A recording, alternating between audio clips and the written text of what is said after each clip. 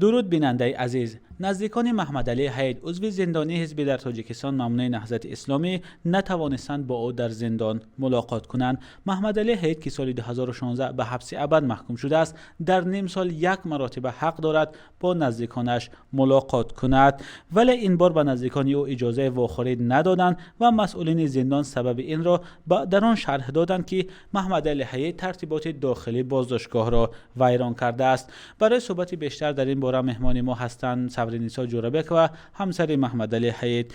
خانم جورابک و خوش آمدید. و سوال نخستین من از شما این بود که کی برای دیدن شوهرتان به بازداشتگاه رفته بودید و به شما چی گفتند؟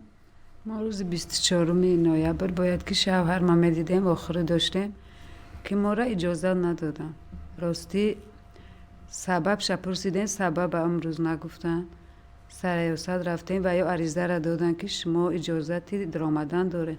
گشتیم آمدیم با پرسیدیم، گفتن نه ما اجازه نداریم. ترتیبات ویران کرد. ترتیبات ویران که نفهمیدیم چه خیلی ترتیبات ویران شده است. تا روزی 27 ما هیچ جوابی نگرفتیم. راستی آمدیم سرایوست اینجا باری اوجا میکنه، اینش باری وی. راستی بعد در آخر روز 27 پیش سردار مؤسسه آمدیم و یا ما را فهماندن که همین خیلی ایری قانون چی بود سبب؟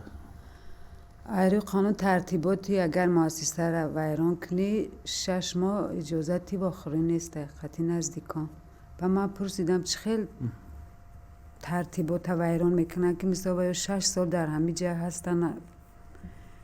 ترتیبات برای هوای تازه نبرآمدن. کی گفت اینو به شما؟ سعید زاده رستم. نه اون وظیفه‌شون که؟ وظیفه‌شون سرداری مؤسسه. سردار مؤسسه یا اینکه سیزا ها. شوهر شما در سیزا هستن؟ در سیزا هستن. خب سببش یعنی در اینکه گفت شوهر شما به هواخوری نبرآمده. هواخوری نبرآمده. بعد کی به شما اجازه واخوری داده میشد؟ بعدی 6 ماه. راستی من همه کوشش تلاش کردم، خواهش کردم که خیلی اقلا دور بینم یک بار که مثال سلامتی اما آدم چه خیلی که اجازه ندادن. ممکن نیست گفتن. راستی خواهشی مارم به نتیجه ما اما آدم سلامتیش خوب هست نیسته. برای همین در تشویش هم هستیم. خیلی نگرانم که مثال نخود در 6 ماه یک بار ما را حقی دیدن نباشه که مثال ما آدم ما ببینیم. البته ما به این مسئله برمیگردیم، ولی حالا سوالم این بود که آیا شما به حرفهای مسئولین بازداشتگاه که گفتن شوهر شما به خاطر به هواخوری نبرآمدن 6 ماه از حق واخوری محروم شد راضی هستید یا که باور دارید؟ نه باور ندارم. راستی برای چی؟ برای که مثال شوهری من 6 سال همونجا شیشته میدونه همه ترتیباتی همونجا را که مثال چی کار کنه نکنه. بعد و میدونست که ما روز 24 واخری داریم. انتظار بدم آدم مثال شب به روز ما را همین حساب میکنیم که 6 ماه بود شوه یک بار ببینیم. همین هم ایما محروم کردن. بسیار نگرانیم که مثال ما وضعیتی هم آدم چه خیلی یا شکنجه شده یا که مثال سلامتیش خوب نیسته. چی دلیل دارن که میگید که شوهرتان شکنجه شده است؟ راستی روز اول ما در ساعتی 10 تا 4:30 در پیش همون سیزا ایستادیم. یگان مسئول همونجا ما را نگفت که ترتیبات ویران کرده، نه که نگفت که چیکار کرده. من پرسیدم چیکار کرده، ترتیباتش چیه؟ گفت که ایری قانون ترتیبات ویران کنی باید که از دیداربینی محروم شوی 6 ماه. من گفتم همون چی خیلی همون ترتیبات که ویران میکنه. همه آدم مثال سین سالش میده نیست که مثال ویران کنه. یگان که گفت شما بره اوید میپرسه معاوینا میفهمانن. اوجا رفتیم و یا که شما ایجا بره سیزا بره و یا میفهمانن. در همین ما باشیدیم که مثال شما در نامه‌تان به مقامات نگرانی کردید که احتمال شوهرتان در قید حیات نباشه و اینکه شکنجه شده است. یعنی دلیل شما همین که اجازه واخوری ندادن است یا اینکه باز یگان معلومات دیگر دارین؟ اجازه ندادن. بعد همو مثال همین اساس شدن میتونه که وقتی که یک محبوس هوای تازه نبرویه از دیداربینی محروم کنن. من پرسیدم در یگان قانون نیست همین گپی که گفتن. من شاید این ترتیبات داخلی امون مؤسسه است. ترتیبات هم باشه که خیلی نخواه که 6 ماده همین ایدور خیلی اقلا همون مثال باید میشن میماندن. من ایدور میدیدم من گفتم که اقلا یک بار ای دور ببینم، صحبت هم نکنیم، ای دور ببینیم که آدم هسته یا که سلامتیش خوب هست نیست، همین هم اجازه ندادن. بسیار خوب. شما تا این دم به دادستانی کل و کلادار اوید به حقوق انسان و سرریاست اجرای جزای جنایتی مراجعت کردید. مسئولین وکالتدار صبح امروز به ما گفتن که مکتوب شما رو به دادستانی کل فرستادن، ولی اداره زندان ها به زنگ‌های ما پاسخ نداد. شما تا این دم از مقامات یگان پاسخ دریافت کردید؟ نه حالا نه خطی نه شفاهی؟ نه یگان جواب نگرفته. به شما هم زنگ نزدن؟ نه زنگم نزدن. به این ترتیب کی دیگر شوهرتون رو میبینید؟ اگر که سلامت باشن و باشن 6 ماه پس. ولی در نامه‌تان شما طلب نکردید اجازه بخورید؟ ما طلب کردیم اگر که اجازت بتیان ما همه روز تیاریم که بریم بینیم، نه که اجازت ندادن.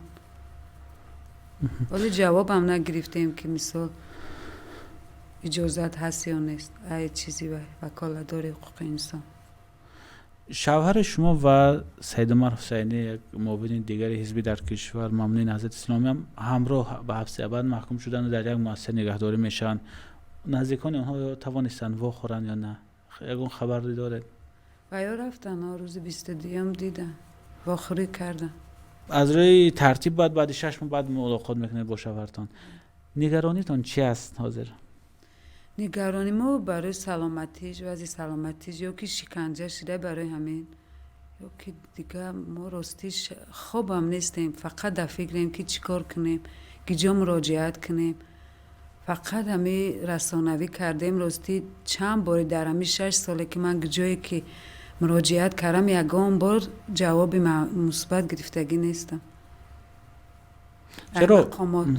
مثلا در به خاطر ما 6 ماه قبل شوهر شما مراجعت کردن که رادیوشون رو برگردانن و یک چاینکی برقشون و اون کسی با یک آدمکش همراه نکنن. اگر خطا نکنم یک درخواستشون قبول کرده بودن. یک درخواست همین که همو وایشون چاینکشون دادن. همیشه هم حال ما نمیدونیم، گفتن که ما میتیم دیگر درخواستاش قبول نشید.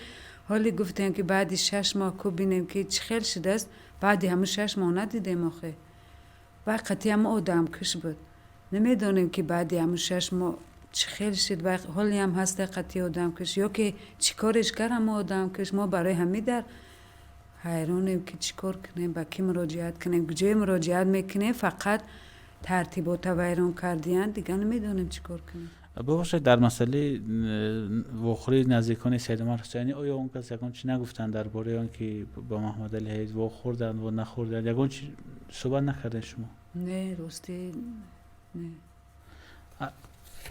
بغیر از مسئولین زندان یکان معلومات دیگر دارین درباره احوال شوهرتون؟ نه راستی یکان احوال ندارین.